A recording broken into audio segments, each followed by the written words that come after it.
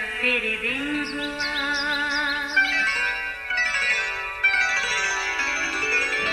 नया फिर दिन हुआ, पुरानी रात का करे सो शुक्र हम खुदा की जात का, खुदा की जात का नया फिर दिन हुआ। आज की आयत। और बादशाह ने जश्न में मैनोशी के वक्त आस्तर से पूछा, तेरा क्या सवाल है? वो मंजूर होगा। तेरी क्या दरख्वास्त है? आधी सल्तनत तक वो भी पूरी की जाएगी। आस्तर 5 बाब 6 आयत। अजीज़ों, गुजरते हालात और आने वाला वक्त किसी पल भी अपना पैंतरा बदल लेते हैं, जिसका इल्म फ़कत इलाही ज़ात को ही है, जो ज़मानों और वक्तों पर इख्तियार रखता है और हालात उसकी मर्ज़ी के ताबे हैं। अभी कुछ अरसा पहले की बात है, बाबल का अहसवेरोस बादशाह अपनी नई मलका आस्तर के बायस बेहद मुतमईन और खुश था। कसरे सोसन में जश्न का समा था। बादशाह ने अपनी नई मलका आस्तर की खुशी में आम मुआफ़ी का ऐलान किया और शाही करम के मुताबिक इनाम बांटे गए। इसके बायस बादशाह की रियाया खुश थी। खुद बादशाह भी हर तरह से मुतमईन था। अभी पिछले दिनों बादशाह अपनी जान के एक बड़े ख़तरे की साजिश से भी बच गया था, जिसका इंकशाफ एक यहूदी मुहाफिज मर्तकी की बदौलत हुआ। खैर, मुजरम तो कैफरे के दार को पहुँचे, मगर मर्तकी यहूदी का कारनामा तारीख में लिख कर किताब को एक तरफ रख दिया गया। अजीज़ों, रोज़मर्रा ज़िंदगी अपने मामूल पर थी। उधर आस्तर मलका अपने महल में खुश और मर्तकी बादशाह के महल के फाटक पर बैठा अपनी जिम्मेदारी निभाने में मसरूफ़ था। अहसवेरोस बादशाह भी अपनी ममलकती कामों की देखभाल से मुतमईन था। चंद दिन पहले ममलकत में कुछ तब्दीलियों के बाद एक नया वज़ीर हामान मंजर आम पर आया, जिसको बादशाह ने इतनी इज्जत दी कि उसकी कुर्सी दीगर उमरा से बरतर रखी। हुक्म था कि इस वज़ीर को झुककर सब इसकी ताज़ीम किया करें। यही उसके गुरूर का सबब बनी। वो जब भी बादशाह के महल में दाखिल होता, फाटक पर खड़े सब झुककर उसकी ताज़ीम करते। चंद ही दिनों में उसने भांप लिया कि एक शख्स दूसरों की तरह ना उसके आगे झुकता है और ना ही उसकी ताज़ीम करता है। पता चला वो एक यहूदी मर्तकी नामी शख्स है। बस फिर यही उसकी ज़िद बन गया और इस यहूदी शख्स मर्तकी के लिए उसके मन में हसद और बुग़्ज़ पैदा हुआ।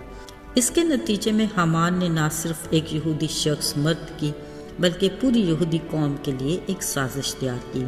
फिर चालाकी और होशियारी से इस कौम को अहसवेरोस बादशाह के खिलाफ ख़तरा बनाकर एक शाही फरमान जारी करवाया और एक ही दिन में ममलकत में बसती यहूदी कौम के हलाक करने का प्लान बनाया।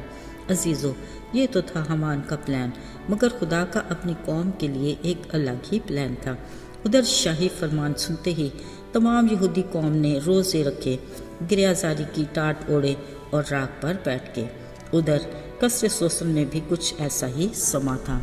मलका आस्तर, उसकी सहेलियों और दीगर यहूदी बशमूल मर्तकी जो कसरे सोसन में थे, उन सब ने 3 दिन के रोज़े रखे। अब के मलका आस्तर ने भी जान लिया कि वो खुदा की तरफ से इसी वक्त के लिए ही सल्तनत को पहुंची। वो बड़ी जुर्रत और दलेरी से अपनी कौम को बचाने की गरज से बादशाह के हुजूर में जा पहुंची। उसने बड़ी अक्लमंदी से बादशाह को हामान के हमरा अपनी ज़ियाफ़त में मदऊ किया।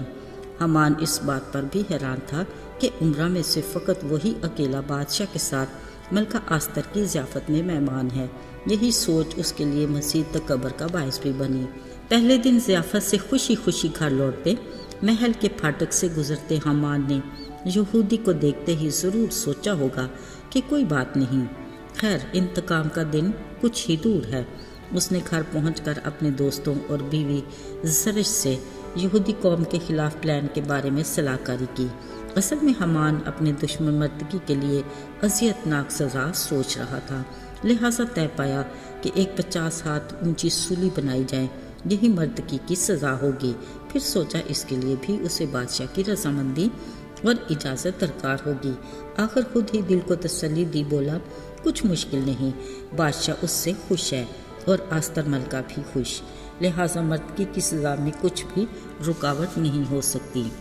अजीज़ों, कसरे सोसन के मौजूदा हालात के बायस मलका आस्तर परेशान हाल तो थी, مگر اس کو اپنے خدا پر بھروسہ تھا، جبکہ بادشاہ کو اپنی ملکہ آستر کی پریشانی کا کچھ بھی علم نہیں تھا۔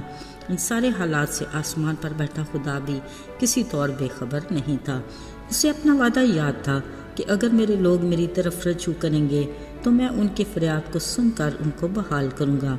یاد رہے، جہاں خدا کا فضل زیادہ ہو، ابلیس بھی ایڑی چوٹی کا زور لگاتا ہے، اور ایسا ہی حمان نے بھی کیا۔ اس نے مردگی کے لیے 50 ہاتھ اونچی سولی بنانے کا سوچ لیا۔ پھر دوسرے دن بھی ملکہ آستر کو جشن میں خوشی خوشی جانے میں مصروف رہا۔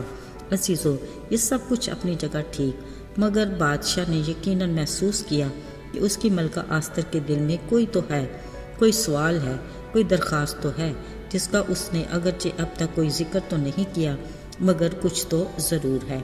بادشاہ کی پریشانی یقیناً خدا کی طرف سے ہی ہوگی، جو ملکہ آستر کے لیے اچھا شگون تھا، کیونکہ وہی دلوں کو جانتا اور راستوں کو ہموار بناتا ہے۔ آئیے دعا کریں۔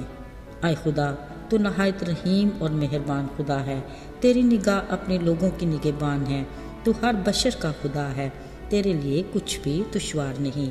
مبارک ہے وہ جس کا توکل تجھ پر ہے، کیونکہ تو اپنے لوگوں کو کبھی بھی شرمندہ نہیں ہونے دیتا۔ تیرا نام مبارک ہو، یسوع کے فتح مند جلالی نام میں، آمین۔